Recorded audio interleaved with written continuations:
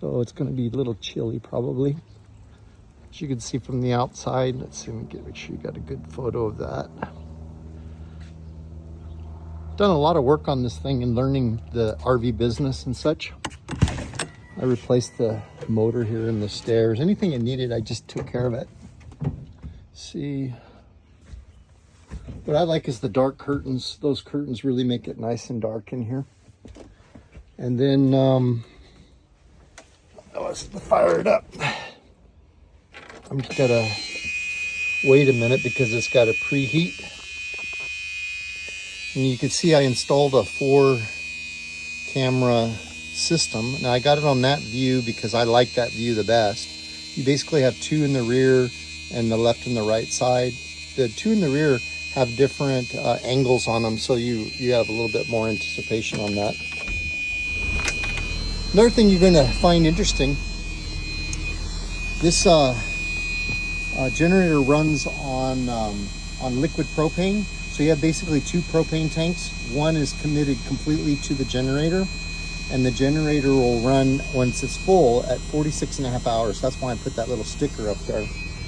Over here, this is interesting. I actually was surprised. This is kind of a little invention I did, but this is your gray water switch. So what I did is I put a T in the gray water and I plumbed it to the bottom of the radiator in the engine and back.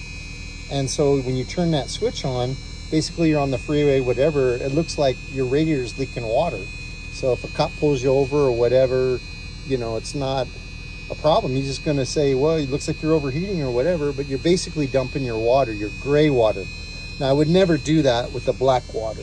The black water is a different story. You shouldn't do that. Anyway, so it's still, I guess, warming up. Over here is where you have your auto leveler. It's a hydraulic system. It works very well.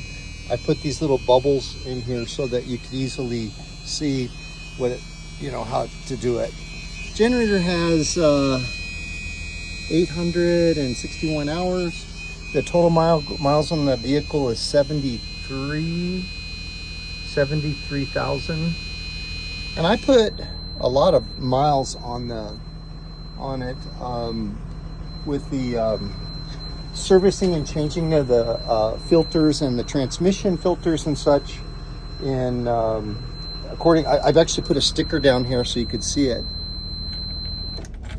And it shows 68,000 when I service the transmission and the engine.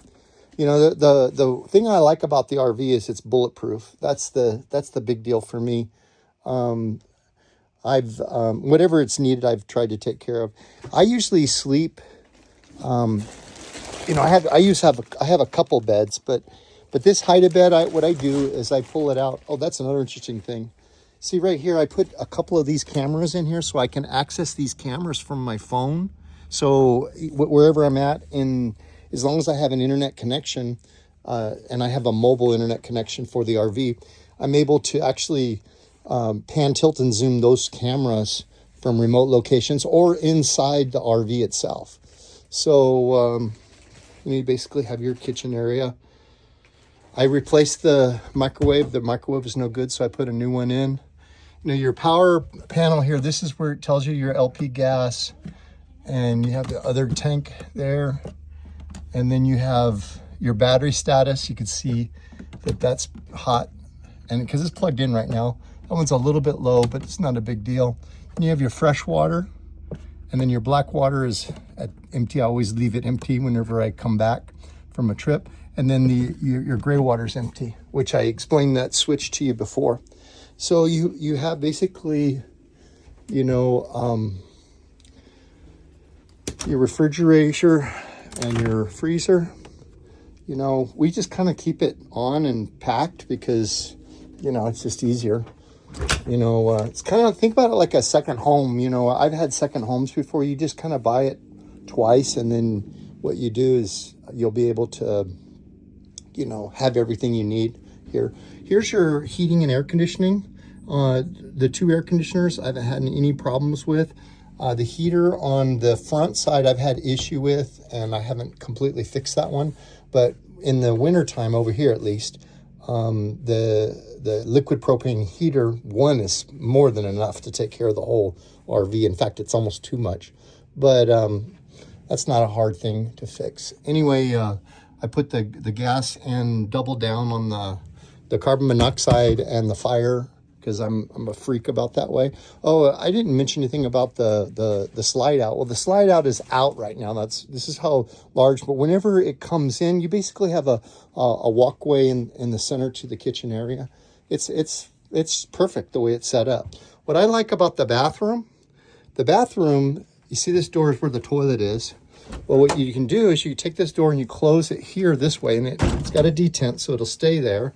And now you can basically isolate the bathroom from the rest of the RV. So you're taking a shower and you need to do your business. This is kind of a comfortable private place. And here's your toilet, porcelain, towels and such. Oh, I got these switches here. But, you know, just little storage stuff for the toilet. I keep the black water, you know, what I do is I put a half a gallon or a quarter gallon of Clorox in whenever when I dump the black. But, you know, Judy and I have found it works just fine the way it is. So you got your lighted whatever. The shower here, I had to replace the plumbing underneath this. It was a real bear of a job. I'll show you when I close the panel, you can see how I accessed it there, because it was leaking water, and then I put tile in on the floor after I repaired it. But when I got it, I didn't know, but the carpet would be wet and such. And so what I ended up doing is repairing that plumbing. I put a brand new, you know, spigot down there. And so, you know, the shower works fine. You know, you got plenty of water, plenty of hot water. Judy and I've got it dialed in pretty well. And then that holds that there. And then you have your bedroom here. Let's see, in the bedroom, you know, you got power on both sides. I added these little 12-volt fans so that, you know, you can run off the solar panels or the chassis batteries. I don't know how much familiar you are with that, but there is a learning curve about your chassis batteries and such, and they've been replaced. I think they were replaced about, I'm going to say, a year and a half ago, along with the tires. They're brand new tires all the way around. I put a couple thousand miles on them, but, you know, they're still brand new. So you have what they call a heater here. That's for the engine, and you got another remote switch for that on the front. That's so that in case it's so cold that you need to preheat the engine, that's where you do it, by turning that on. Here's your closet. Like I said before, there's a light there somewhere. Oh, there, it's working. I don't know, but these are just little things that if you really want them, you can fix it. But basically, you put your clothes in, you leave them there, you know.